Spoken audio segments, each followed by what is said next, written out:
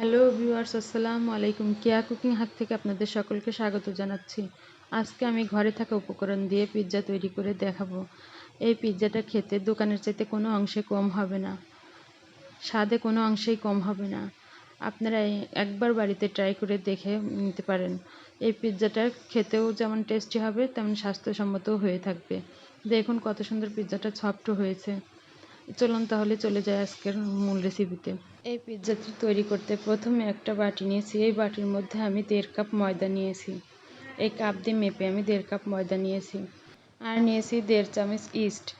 আপনারা ময়দা যতটুকু নেবেন ঠিক ততটুকুই ইস্ট নিয়ে নেবেন। আর সামান্য একটু লবণ নিয়ে নিচ্ছি, এতে করে টেস্টটা ভালো আসবে।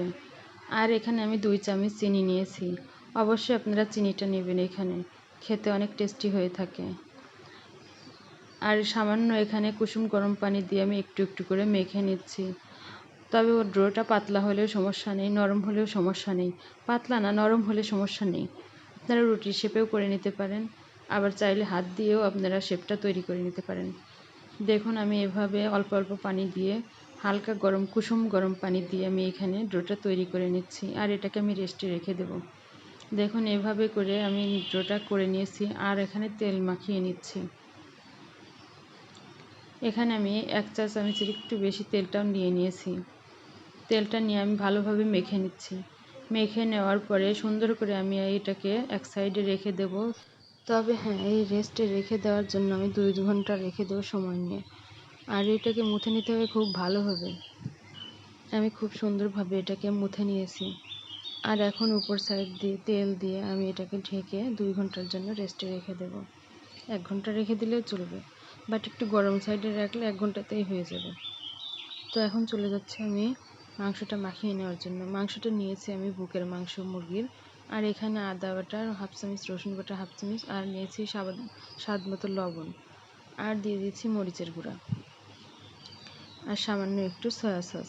এখানে দিয়ে আমি সুন্দরভাবে এটাকে মেখে নিচ্ছি। মেখে নেওয়ার পরে এটাকে আমি ভেজে নেব। ভেজে নেওয়ার জন্য আমি সুন্দরভাবে চুলায় একটা প্যান বসিয়ে চুলার প্যানটা দিয়ে একটু গরম করে নিয়েছি প্যানটা। আর এর মধ্যে সামান্য পরিমাণ তেল দিয়ে নিচ্ছি ভেজে নেওয়ার জন্য, মাংসটা ভেজে নেওয়ার জন্য। প্যানটা তেল দেওয়ার পরে তেলটা আমার গরম হয়ে এসেছে। এখন আমি সেই মাংসটা এর মধ্যে দিয়ে দিচ্ছি। মাংসটা একটু চুলার হিটটা বাড়িয়ে দিয়েই ভেজে নিতে হবে। দেখুন আমি সুন্দরভাবে নেড়েচেড়ে এটাকে ভেজে নিচ্ছি। এটা উল্টা পাল্টা করে ভেজে নিয়েছি। আর সামান্য একটু এখানে পানি দিয়ে নিয়েছি। এতে করে মাংসটা খুব তাড়াতাড়ি সিদ্ধ হয়ে যাবে। মাংসটা ভাজি করা আমার শেষ হয়ে গেছে। দেখুন এরকম হয়েছে। আর এখন আমি সসটা তৈরি করে নিচ্ছি। যেহেতু আমি বাইরের সস ব্যবহার করব না, ঘরে তৈরি করে সস দিয়ে খেয়ে নেব। এর জন্য চুলায় প্যান বসিয়ে পরিমাণ মতো তেল দিয়ে নিয়েছি। আর একটু এখানে 1/2 চামচের মতো ময়দা দিয়ে নিয়েছি। ময়দা দিয়ে ভালো করে এটাকে সুন্দরভাবে মিলিয়ে নিচ্ছি একটা চামচের সাহায্যে। দেখুন মিলিয়ে নেওয়ার কাজ ভেজে নেওয়ার কাজ আমার একটু হয়ে গেছে। ভেজে নেওয়ার পরে এখানে আমি আগে থেকে দুধ জাল করে রাখা ছিল, সেটাই আমি এর মধ্যে কিছুটা দিয়ে নিচ্ছি। দিয়ে নেওয়ার পরে আমি এটাকে ভালোভাবে জাল করে নেব। ময়দা দেওয়ার কারণে খুব তাড়াতাড়ি এটা ঘন হয়ে আসবে। ঘন হয়ে এসেছে। এখন আমি একটু চিলি ফ্লেক্স আর দিয়ে দেব এখানে সামান্য গোলমরিচের গুঁড়া। এখানে আপনারা অরিগানো দিতে পারেন। আমার এখানে হাতের কাছে যা ছিল আমি এখানেই তাই দিয়ে নিয়েছি। আর সামান্য একটু লবণ দিয়ে নিচ্ছি স্বাদটা বেড়ে দেওয়ার জন্য। দেখুন আমার প্রায় এটা হয়ে গেছে। এই সসটা রেডি আমার হয়ে গেছে। দেখুন এরকম হয়েছে। এই সসটা খেতেও কিন্তু অনেকটাই টেস্টি হয়ে থাকে। আমার মনে হয় আপনারা বাড়িতে একবার ট্রাই করে খেয়ে দেখতে পারেন। দেখুন আমার এদিকে ডোটাও তৈরি হয়ে গেছে, ফুলেও দ্বিগুণ হয়ে গেছে। এখন আমি ডোটাকে সুন্দরভাবে মেখে নেব। হাতের সাহায্যে সুন্দর করে মেখে নিচ্ছি। তবে আমার ডোটা একটু নরম হয়েছে, এতে কোনো সমস্যা নেই। আমি হাতের সাহায্যে এটা রুটির শেপটা তৈরি করে নেব। আর আপনারা চাইলে এখানে একটু শক্ত করে রুটির বেলনা দিয়ে ডলে নিতে পারেন। শক্ত করে মেখে নিয়ে আপনারা সুন্দরভাবে এটাকে রুটির শেপ করে তৈরি করে নিতে পারেন। কিন্তু আমারটা নরম হয়েছিল, সমস্যা নেই এতে। দেখুন আমি হাতের সাহায্যে একটু তেল হাতের মধ্যে জড়িয়ে নিয়ে আমি 4 সাইডটায় সুন্দরভাবে ছড়িয়ে দিচ্ছি। একটা প্লেটের উপরে, আমি স্টিলের একটা প্লেটের উপরে আগে থেকে তেল ব্রাশ করে নিয়েছিলাম। এখন আমি সেই রুটিটাকে এর মধ্যে সুন্দরভাবে হাত দিয়ে চেপে চেপে সুন্দরভাবে শেপ তৈরি করে নিচ্ছি গোলাকারের। আর যেহেতু এখানে পিৎজাতে চার সাইডটা একটু উঁচু টাইপের, মানে মোটা টাইপের থাকে, আমি সেভাবেও মোটা টাইপের করে নেব। আপনারা চোখ দিয়ে দেখেই বুঝে নিতে পারবেন সেটা আমি কিভাবে করেছি। আঙ্গুলের সাহায্যে এভাবে চারপাশ থেকে ঘুরিয়ে ঘুরিয়ে প্লেটটা আমি হাতটা এভাবে একটু করে উঁচু করে নিয়েছি চার সাইডটায়। এবং আমি হাতটা ক্লিন করে নিয়ে এসে দেখুন আমি চার সাইডটা আরেকটু ভালোভাবে শেপটা দিয়ে নিচ্ছি। আর এই শেপটা অবশ্যই দিয়ে নেবেন।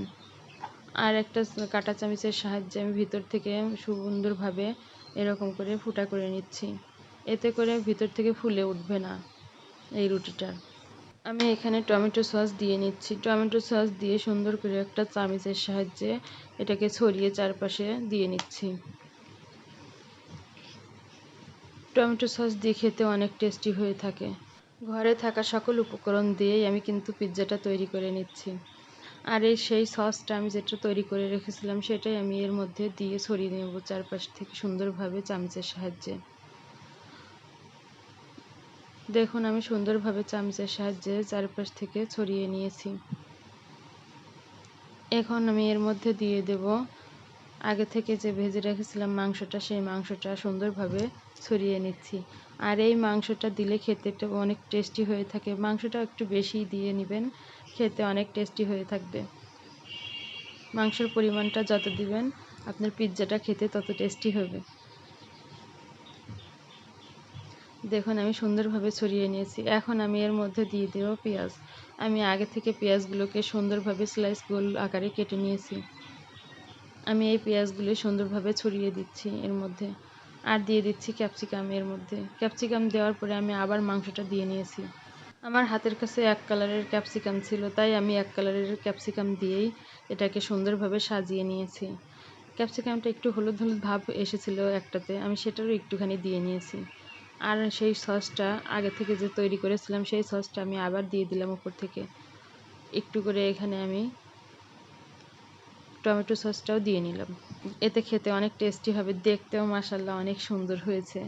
সব কিছুই আমার দেওয়া শেষ হয়েছে। পিৎজাটা আমি এখন চুলায় বেক করে নেব। এর জন্য চুলাতে আমি একটা কড়াই বসিয়ে একটা স্ট্যান্ড উল্টা দিকে দিয়ে নিয়েছি, এতে করে কড়াইয়ের উপরে প্লেটটা উঠে আসবে না। আমি 5 মিনিট আগে থেকেই প্রিহিটে চুলায় কড়াইটা গরম করে নিয়েছি। এর মধ্যে আমি পিৎজাটা দিয়ে দিলাম। 20 মিনিট পরে দেখুন পিৎজাটা আমার কত সুন্দর হয়েছে। মিডিয়াম হিটে আমি এটাকে 20 মিনিট বেক করে নিয়েছি। আর বেক করে নেওয়ার সময় এভাবে উপর দিয়ে আমি একটা কাপড় দিয়ে নিয়েছিলাম। আপনারা চাইলে এখানে একটা টাওয়েলও দিতে পারেন। দেখুন কত সুন্দরভাবে আমার পিৎজাটা বেক হয়ে গেছে। সামান্য একটু ঠান্ডা হয়ে আসলে আমি এটাকে কেটে দেখাচ্ছি। দেখুন আমি একটা পিৎজা কাটার দিয়ে সুন্দরভাবে এটাকে কেটে নিচ্ছি। আমার পিৎজাটা অনেক সুন্দর হয়েছে এবং সফট হয়েছে, খেতে অনেক টেস্টি হয়েছে মাশাআল্লাহ। আর দেখতে অনেক সুন্দর হয়েছে। আজকের এই পিৎজার রেসিপি যদি আপনাদের ভালো লেগে থাকে তাহলে লাইক, কমেন্ট, শেয়ার এবং সাবস্ক্রাইব করে দিবেন। আজকের এই রেসিপি ফলো করে আপনারা বাড়িতে একবার ট্রাই করবেন, এটা ভুল করবেন না। আর আজকের মতো এখানেই বিদায় নিচ্ছি। আল্লাহ হাফেজ।